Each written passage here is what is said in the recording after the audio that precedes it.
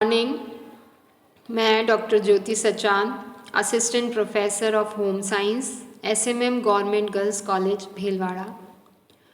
गृह विज्ञान विषय के इस यूट्यूब चैनल पर आप सभी का बहुत स्वागत। आशा है इस चैनल पर जितने भी वीडियो दिखाई दे रहे हैं, आपको बताए जा रहे हैं, पढ़ाए जा रहे हैं और जो आपके विषय से संबंधित हैं वे आपको समझ में आ रहे हैं। और किसी भी टॉपिक से, ह्यूमन फिजियोलॉजी से रिलेटेड किसी टॉपिक से संबंधित यदि कोई आपके मन में शंका आती है, कोई क्वेरीज होती हैं, तो वे आप निश्चित तौर पर मुझसे डिस्कस कर सकते हैं। मेरे व्हाट्सएप नंबर पर आप मुझसे बात कर सकते हैं। तो यह जो वीडियो की श्रृंखला चल रही है, उसी श्रृंखला को आगे बढ़ाते हुए आज इस सत्र में हम अध्ययन करने जा रहे हैं रक्त परिसंचरण तंत्र के बारे में। रक्त परिसंचरण तंत्र जो है उसका दूसरा भाग आज आप इसमें देख रहे हैं। इससे पहले वाला जो पार्ट आपको बताया गया था उसमें हमने यह अध्ययन किया था कि रक्त परिसंचरण तंत्र के अंतर्गत कौन से अंग हैं जो भाग लेते हैं, और साथ ही साथ हृदय जो एक बहुत ही इम्पॉर्टेंट ऑर्गन है इस सर्कुलेटरी सिस्टम का, उसकी बाह्य संरचना पर विस्तार से हमने चर्चा करी थी और बाह्य संरचना को समझने का प्रयास किया था। आज हम हृदय की आंतरिक संरचना के बारे में अध्ययन करेंगे। हृदय को यदि अंदर से देखा जाए तो वो किस प्रकार का दिखाई देता है। अभी जो स्लाइड आप देख रहे हैं, इस स्लाइड में आपको हृदय का एक इंटरनल स्ट्रक्चर बताया गया है और यह जो स्ट्रक्चर है इसमें आप समझ पा रहे होंगे कि हृदय जो है, ह्यूमन बीइंग का जो हृदय होता है वो 4 चैम्बर्ड हृदय होता है, अर्थात 4 प्रकोष्ठ जो हैं उसमें होते हैं। ऊपर के जो 2 प्रकोष्ठ हैं, 2 आलिंद हैं, बायां आलिंद और दायां आलिंद, और नीचे के जो प्रकोष्ठ हैं वह दायां निलय और बायां निलय। तो दायां भाग जो होता है हृदय का, वहाँ पर अशुद्ध रक्त एकत्रित होता है और बायां भाग जो है उसमें शुद्ध रक्त एकत्रित होता है। तो अभी हम ये जान लें कि हृदय की जो आंतरिक संरचना है वह किस प्रकार की होती है। हृदय जो है वक्ष गुहा में फेफड़ों के मध्य स्थित होता है और जैसा कि हमने पहले पढ़ा है कि हृदय के ऊपर हृदय आवरण पाया जाता है और हृदय आवरण के बीच में जो है हृदय आवरणी तरल भरा हुआ होता है, पेरिकार्डियल फ्लूइड भरा होता है, जो कि एक लुब्रिकेशन की तरह कार्य करता है। और यह जो हृदय आवरण है यह हृदय को बाहरी आघातों से बचाता है। अब जो आलिंद हैं, ऊपर की तरफ 2 आलिंद हैं और नीचे 2 निलय हैं। जैसा कि अभी आप इस डायग्राम में देखेंगे कि ये ऊपर की तरफ 2 आलिंद के चैम्बर हैं और नीचे की तरफ निलय के चैम्बर आपको दिखाई दे रहे हैं।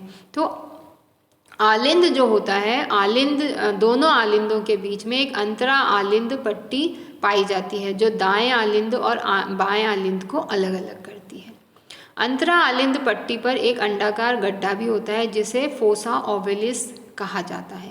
दाएं आलिंद में पक्ष महाशिरा, अग्र महाशिरा के छिद्र होते हैं और पश्च महाशिरा के छिद्र पर यूस्टेकियन कपाट पाया जाता है। इसको हम आगे चर्चा करेंगे कि जो महाशिराएं और शिराएं होती हैं उनमें वॉल्व पाए जाते हैं, कपाट पाए जाते हैं, और ऐसा क्यों होता है विथ रीज़न इसको हम अध्ययन करेंगे जब रक्त वाहिनियों के टॉपिक पर चर्चा की जाएगी।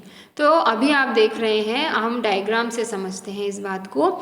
इस डायग्राम में आपको 4 चैम्बर दिखाई दे रहे हैं, दायां आलिंद, दायां निलय, बायां आलिंद और बायां निलय। तो इस डायग्राम में यहाँ आप देख सकते हैं, यह डायग्राम थोड़ा सा और क्लियर है। इसमें आप देख रहे हैं दायां आलिंद और बायां आलिंद और दायां निलय और बायां निलय। अब जो दायां आलिंद होता है, दायां भाग जो है हृदय का, इसमें जो है अशुद्ध रक्त एकत्रित होता है संपूर्ण शरीर का, और जो बायां भाग है उसमें शुद्ध रक्त आता है। तो अभी आप देख रहे हैं कि जो दायां भाग है उस पर हम चर्चा करते हैं। तो जो दायां भाग है उसमें अग्र महाशिरा और पश्चिम महाशिरा और ऊर्ध्व महाशिरा, 3 महाशिराएं हैं जो खुलती हैं दाएं आलिंद में।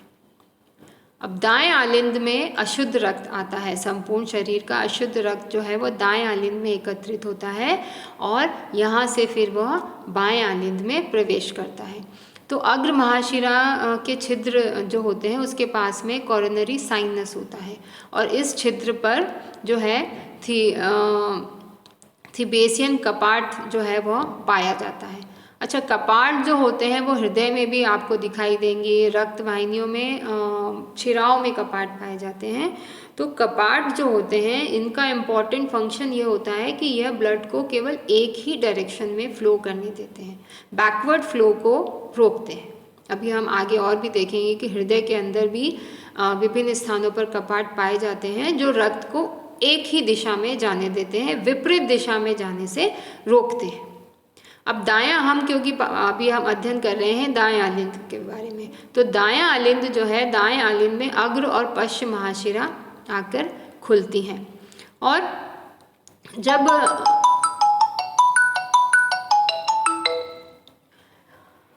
हृदय में जब संकुचन होता है तो हृदय में संकुचन के फलस्वरूप जो आपको डायग्राम दिखाई दे रहा है, दाएं आलिंद से जब दाएं नीले में रुधिर जा रहा है तो यहाँ पर त्रिवलन कपाट पाए जाते हैं। डायग्राम को आप ध्यान से देखिए, दाएं आलिंद से दायां नीले जुड़ा है और बीच में त्रिवलन कपाट पाए जाते हैं।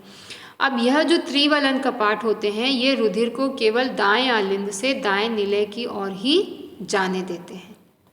इसके पश्चात आप देख रहे हैं कि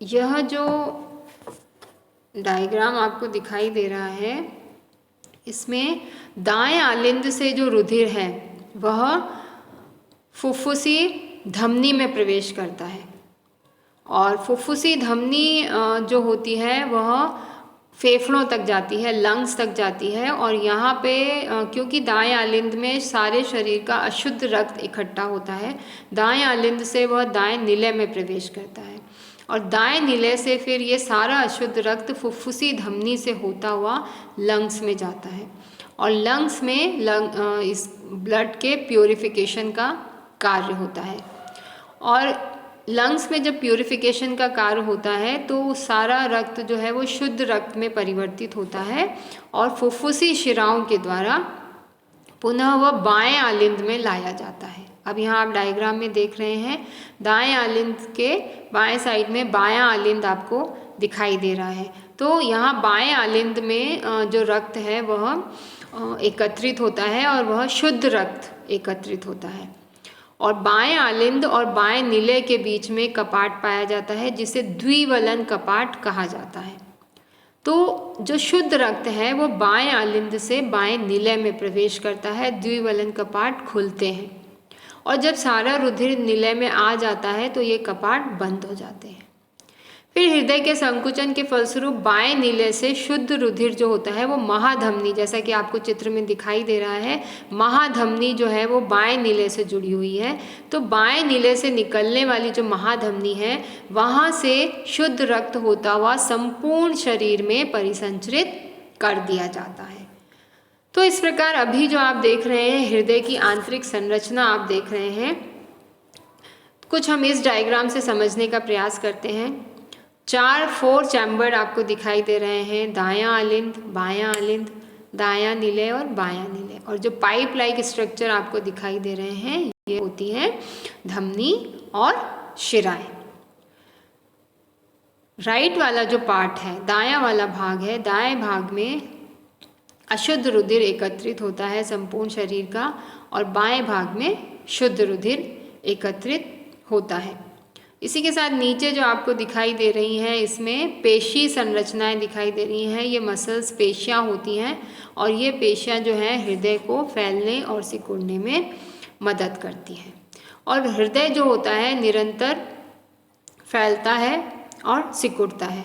तो जब रक्त आलिंद में प्रवेश करता है तो हृदय फैलता है, दोनों आलिंद में एक साथ हृदय जो रक्त है वो प्रवेश करता है, उस समय हृदय फैलता है और जब आलिंद भर जाता है तो त्रिवलन कपाट जो दाएं भाग में है और द्विवलन कपाट जो बाएं भाग में है वे खुलते हैं और रक्त जो है अशुद्ध रक्त जो है वो दाएं नीले में आता है और शुद्ध रक्त बाएं नीले में आता है। जब रक्त नीले में प्रवेश करता है तो उसके पश्चात त्रिवलन कपाट और द्विवलन कपाट बंद हो जाते हैं और रक्त में संकुचन की प्रक्रिया होती है। तो जब संकुचन होता है तो प्रेशर से, क्योंकि संकुचन दाब अधिक होता है, तो दाब प्रेशर से जो दाएं नीले का अशुद्ध रक्त है वह फुफ्फुसी धमनियों में प्रवेश कर जाता है और वहाँ से वह फुफ्फुस में या लंग्स में जाता है प्योरिफिकेशन के लिए। और जो दायां नीले है वहाँ पर क्योंकि शुद्ध रक्त होता है, तो जब संकुचन हृदय का हो रहा है तो यह शुद्ध रक्त महाधमनी में प्रवेश करता है और महाधमनी से होता हुआ संपूर्ण शरीर में परिसंचरित कर दिया जाता है। तो इस प्रकार आज हमने अध्ययन किया कि हृदय की जो आंतरिक संरचना है वह क्या है और किस तरह से ये जो अंग हैं वे कार्य करते हैं। इसके अगले वीडियो में हम अध्ययन करेंगे कि हृदय की जो क्रिया विधि है वह किस प्रकार से होती है।